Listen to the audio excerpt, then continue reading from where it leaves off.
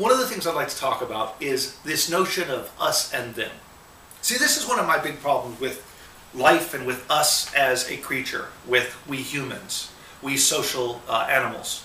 We have these weird set boxes of us and them. I'm a Christian and I can't hang out with you Jews. I'm Jewish and my... One of the things I want to talk about is this weird notion that we humans have of us and them. We separate ourselves into little boxes. Christians and Jews, Muslims and Buddhists. And we have these weird wars. Black, white, I'm American, you're South Korean, you're Japanese. And I've always wondered when we would get over that. When we would get over it all, if ever.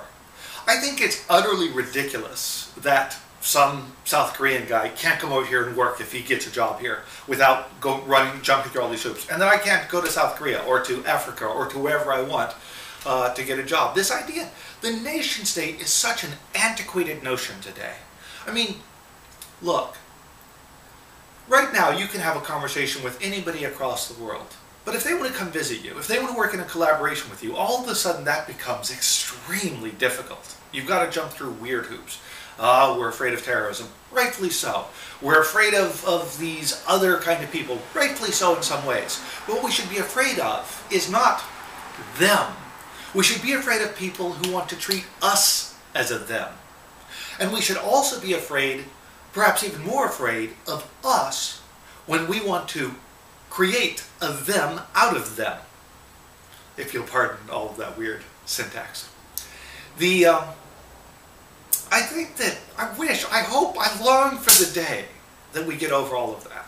That'll be a Star Trek world. I know. It'll be a ridiculous world that may never happen.